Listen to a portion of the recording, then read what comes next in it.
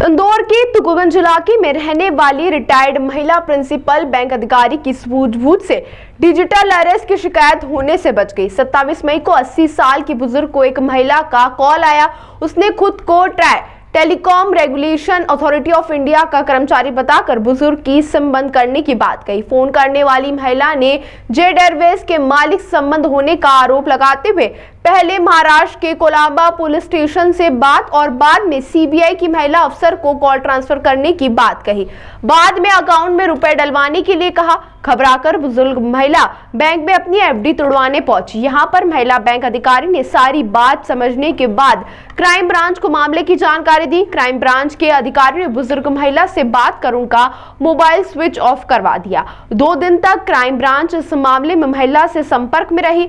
रविवार को additional DCP ने खुद महिला के घर जाकर बात की। पीड़िता के पति भी एलआईसी में मैनेजर रहे हैं। एडिशनल डीसीपी राजेश धंडोतिया ने बताया कि 27 मई की सुबह सेंट्रल स्कूल के रिटायर्ड प्रिंसिपल नंदनी चिपरुड़कर को एक फर्जी कॉल आया। कॉल करने वाली महिला ने खुद को ट्राई के अधिकारी बताते हुए उनकी सिम बंद करने की बात कही।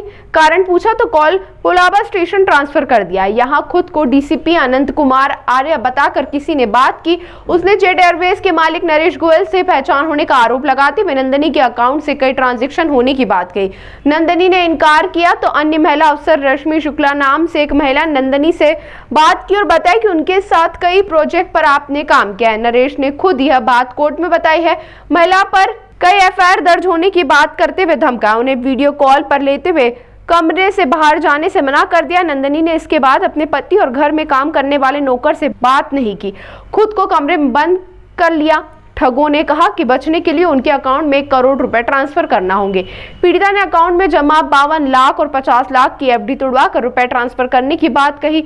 एफडी तुड़वाने नंदनी एसबीआई बैंक पहुंची। यहाँ मैनेजर गीतांजलि गुप्ता ने इतना बड़ा अमाउंट अचानक ट्रांसफर करने की बात पर सूझबूझ से काम लेते हुए सर्वर डाउन होने की बात करते हुए नंदनी को टाल दिया। इसके बाद एडिशनल डीसीपी राजेश धंडोतिया को कॉल कर जानकारी दी।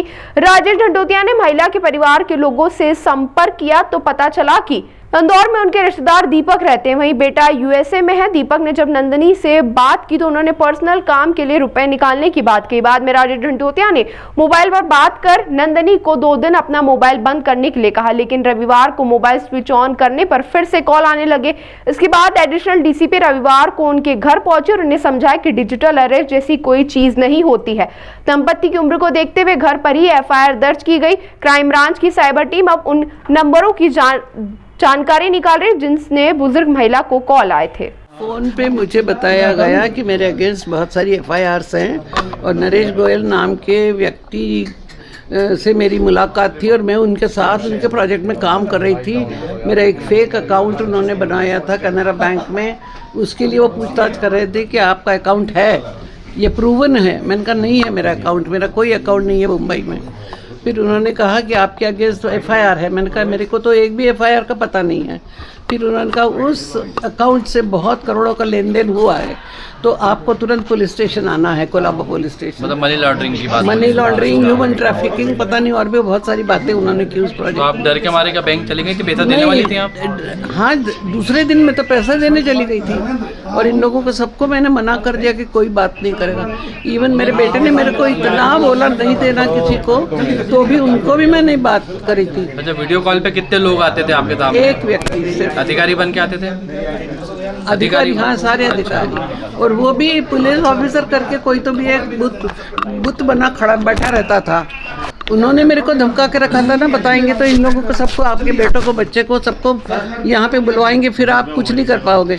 वो बार बार कह रहा था आप मेरी माँ जैसी हैं, मैं आपको बचाऊंगा। उस समय मेरे ध्यान में नहीं आया कि मेरी इतनी एफआईआर होने के बाद ये मुझसे इतना मीठा क्यों बोल रहा है। मुझे बार बार ये लग रहा था कि ये मुझे बचाने की कोशिश क्यों कर रहा है। 1 करोड़ 2 लाख रुपए कन्वर्ट होने वाले थे। 52 लाख तो उनके सेविंग अकाउंट में थे, वो कन्वर्ट होने थे। और 50 लाख की एफडी तोड़वाने के लिए बैंक में उस दिन 2 बार गई। और इनके जो फैमिली मेंबर हैं दीपक भूतड़ा और मैं कहना चाहूँगा पुष्पांजलि गुप्ता, ये जागरूक लोग थे। फिर उसके लड़के को भी खबर की तो लड़के ने भी फिर इनसे बोला कि किसी कुछ भी हो जाए आपको पैसा ट्रांसफ़र नहीं करना है। तो ये सब लोगों की अवेयरनेस की वजह से निश्चित रूप से एक बड़ी घटना डिजिटल अरेस्ट की टली है। मैं फिर कहना चाहूँगा इलेक्ट्रॉनिक मीडिया के माध्यम से, you may be educated but educated educated होना और अवेयर होना ऑल टुगेदर डिफरेंट थिंग। आपको अगर साइबर फ्रॉड से बचना है तो आपको अवेयर रहना होगा।